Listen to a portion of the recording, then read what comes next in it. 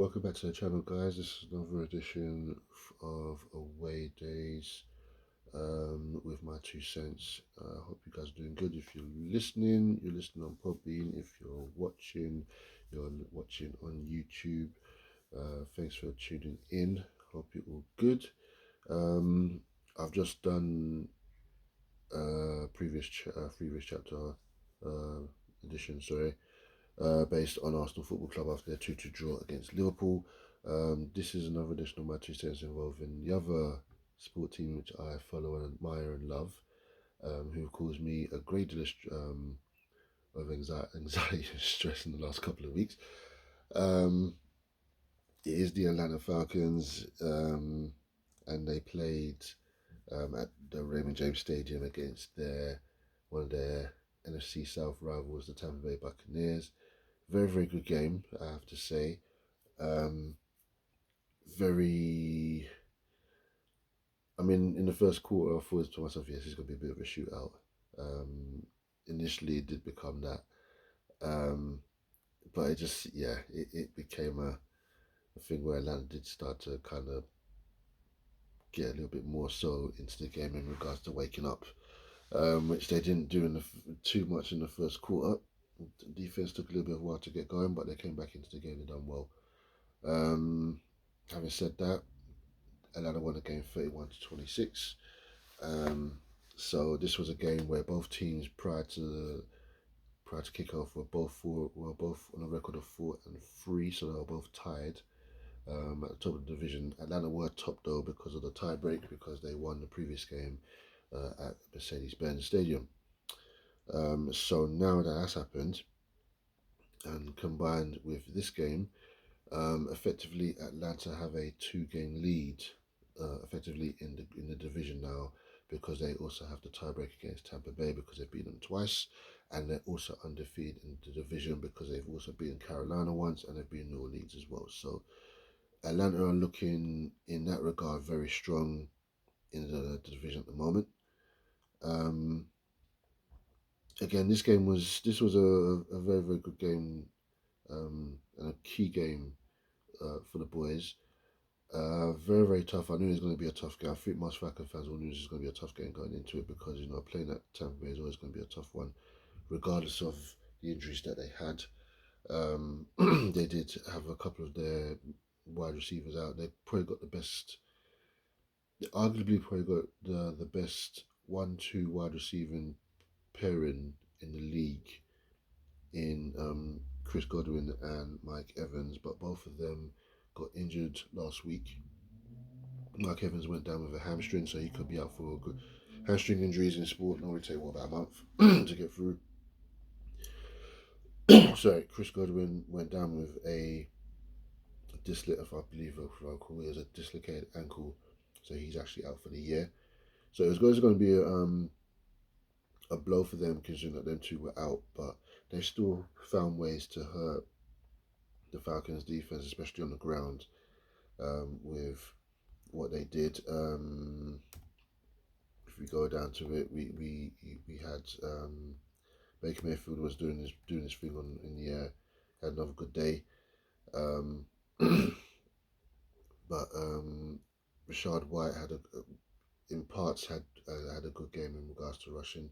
It was a bit of a problem stopping him sometimes, but we managed to neutralize their running game a lot more. It was more in the air that they hurt us with Cade Otton. Otton was getting the ball left, right, center, everywhere. And I'm just seeing his stats now. Yeah, he had nine receiving passes for 81 yards and got 2 touchdowns.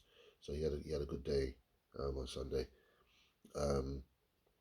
But ultimately the Falcons, as they say, rise up. They did rise up with what they did. Picked off Baker Mayfield twice, even though he had a good day himself. 37 completions from 50 passes, 330 yards, and 3 touchdowns. But interestingly enough, the key being that was the two interceptions that he threw, which basically changed the game, and Atlanta then started to take a little bit of control. Although there was a point where it got it got to 31 points to 17, and Atlanta were. We was at that point you're thinking to yourself, you're kind of cruising. All you got to do is just basically just kill the clock, and then it got to a point where, as a Falcons fan, you start thinking, oh gosh, here we go. He was inside the 5 yard line. Ball goes to Algier. Algier fumbles the ball. The ball goes back into the end zone, goes out for a safety. 2 points for the Buccaneers, and then they get the ball back, and then they score another touchdown. It was very, and at that point I was thinking, oh gosh, are we going to allow this team to come back in? We cannot afford them to come back into the game. But defense held out strong, and then they held out for the win.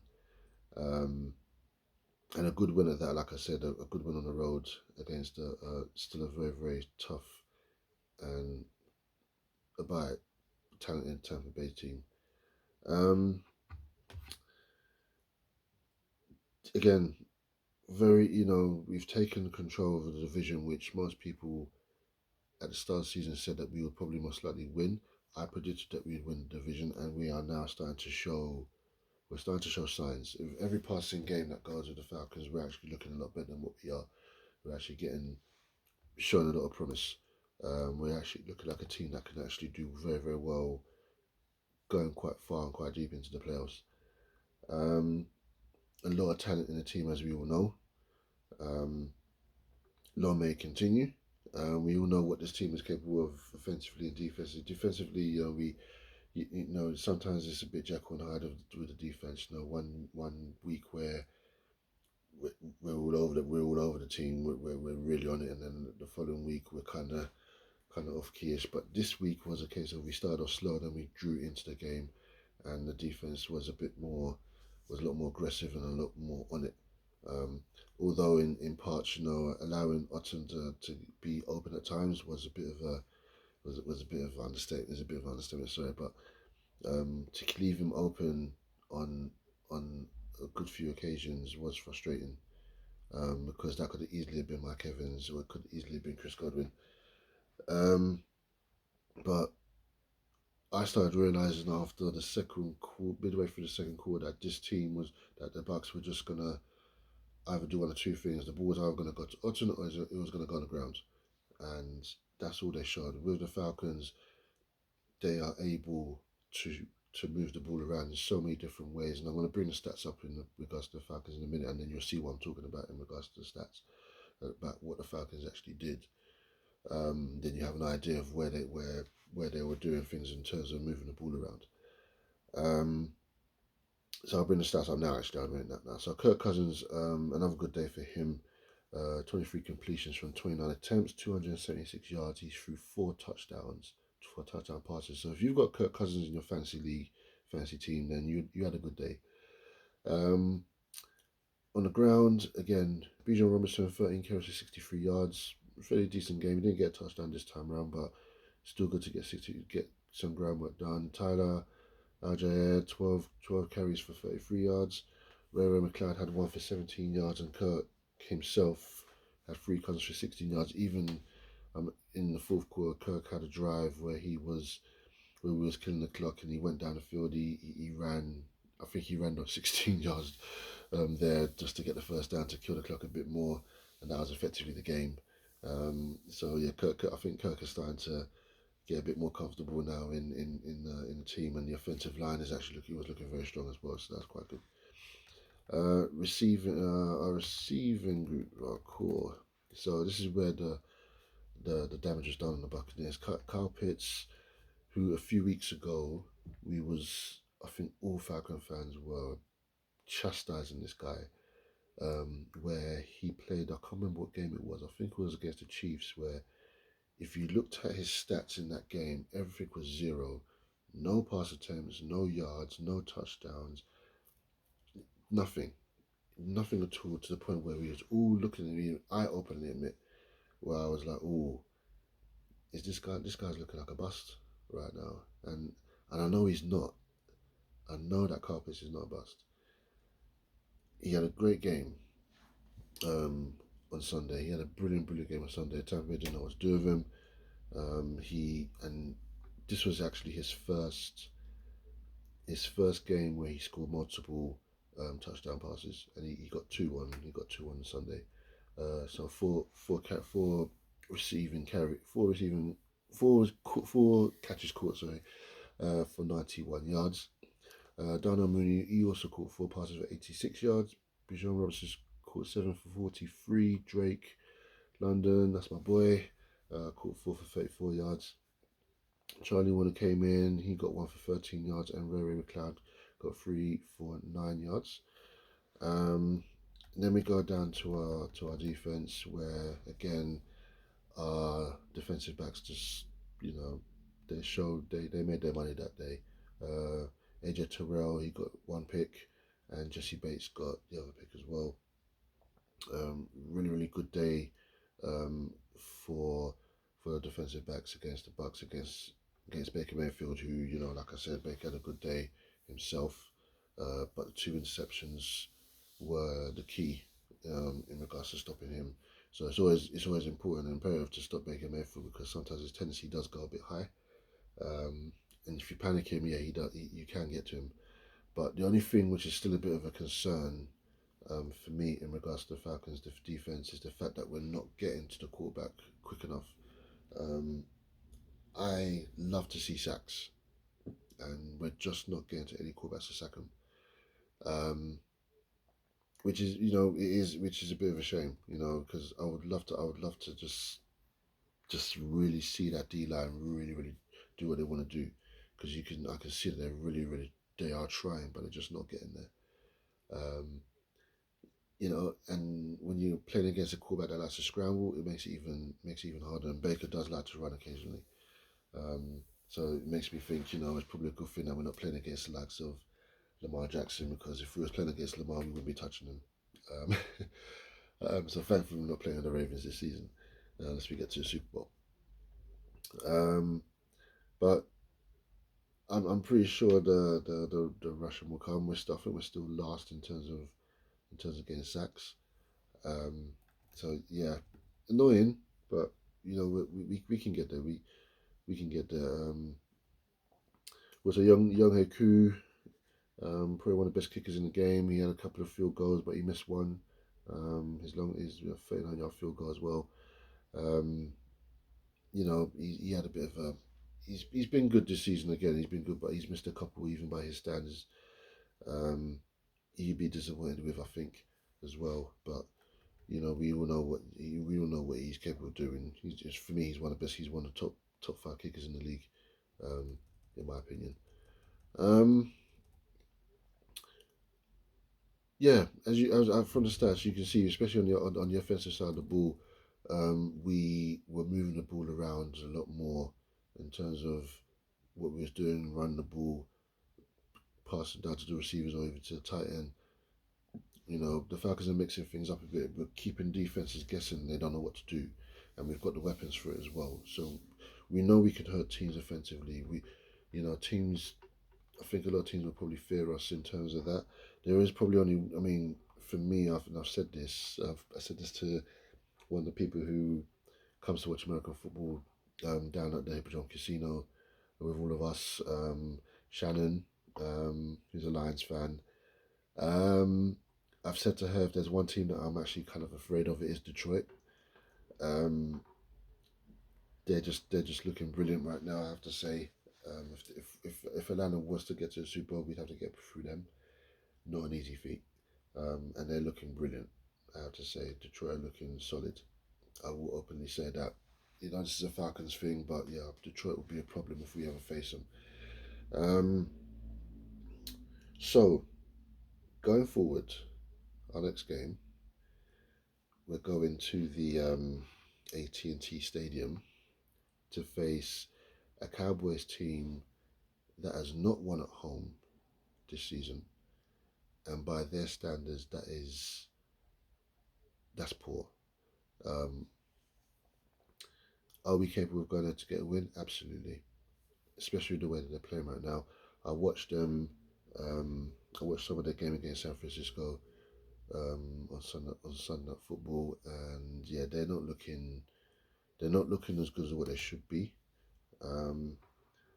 But as we all know as fans, when you start paying when you start paying players certain contracts and how much you're paying them, you then start realizing they don't play as good as what they should. And when you got a quarterback like Dak Prescott, who's earning $60 million a year, and the team is still not performing, you have to take a long hard look at yourself. This, Dallas have done that. They couldn't even afford to trade this guy, but I'm not going to take anything for granted when it comes to playing Dallas because they still have one of the top receivers in the league in CD Lamb. I am not going to take them lightly. They shouldn't be taken lightly. They are 3-4. They haven't won a game at home, yes, and it is an away game for us. So by form of how things go, you would say that the Falcons should win this game, but I will not. I won't go into this game to say, okay, we should win it and be too lax. And the one thing that Atlanta can't do is go into this game thinking they've automatically won this. How they played against Tampa is going to be a complete different game against Dallas. Yes, it's not another away game, but we're in a bigger stadium. The crowd will be definitely up for it. So the one thing that we have to do, that the boys have to do, is keep the crowd quiet. So I would say, if Atlanta win the coin toss, I would say, you know what, defer the ball and let them come first and see what they've got, and then take it in the second half. I mean, if they were to win the coin toss and receive, come out aggressive, just to keep the crowd quiet. Their defense isn't the best. Um, we're more than capable of causing them problems. Like I said, can we win this game? Absolutely, absolutely. I do believe we can win this game. If we do win this, if we win, we'll go 6-3, and we'll have a very, very, very strong position in the division, knowing that Tampa, I believe, are playing away against Kansas City. So if we can win that game and the Bucks lose, then we'll have a real stronghold and real stronghold on the division, which is brilliant. Um, so fingers crossed in that regard. Um, but yeah, Atlanta, very good performance on Sunday. And the other thing about the game as well is that we're still undefeated in the division. We've beaten Tampa Bay twice. We've beaten New Orleans and we beat Carolina, and we still got to play though. We've got to play both of those teams um, towards the end of our schedule at the end of end of the regular season. Um, so we'll see how that goes as well. We've got to go to New Orleans and then Carolina come to us. So we'll see. And in between all that time, we still got some tough games coming up as well. So I know we've got Washington to play. We have Minnesota to play as well. So those are going to be two tough games. I believe both of those are away from home. So not going to be easy by any stretch. But we'll see. They're showing promise. They're showing a lot of promise with every passing game that we play. They're getting better, which is good to see. So long may it continue, and let's continue to rise up, guys. Let's continue going. So my fellow Falcon fans, we got to just believe, man. We got to believe. If we can get to the playoffs, I want us to get to the playoffs because we haven't been there since 2016. So we got to get there. So let's keep believing. Let's continue just rocking the boys, and let's keep going. But yeah, that's me for another edition of Weddings of the Atlanta Falcons. Hope you've enjoyed it. I will be doing my predictions on the NFL on Thursday, so you'll see what I think of what's going to happen between Dallas and the Falcons on that day. I'll also be doing my predictions as well, going back to the Premier League as well. So Arsenal playing Newcastle. I'll be doing the predictions on those as well. So keep a lookout. You'll see me again in another episode in regards to talking about the Ballon d'Or. In regards to Manchester City's Rodri winning the Ballon d'Or and a bit of controversy in regarding Real Madrid. And also I'm going to be speaking about other things in the sporting world as well in regards to results in Formula One and in cricket, and as well as other couple of sports as well. NBA seasons recently started, as well as the hockey season, and I do believe Game 3 of the World Series between the Dodgers and the Yankees was played yesterday. So I'm going to be talking about those as well. Just going to bring up the results in those as well. And for anyone who supports a team in the Football League, in the Championship, Leagues 1 and 2, I'll be bringing up your results as well, because I want to start bringing up, talking about the results in the lower leagues as well. So I don't want to have you guys missing out. But anyway, I'm Dino. This is Away Days. This is another edition of My Two Cents. Again, if you was listening, you was listening on Podbean. If you are watching me, I'm on YouTube. Keep a lookout as well on my TikTok as well, which is at Away Days Sports. Days is spelled DAZE. So if you are on TikTok, do add that. And I've mentioned before, I will be looking at making a Instagram page as well as a Facebook group page as well. So if you are, so hopefully I'll see you guys on those at some point as well.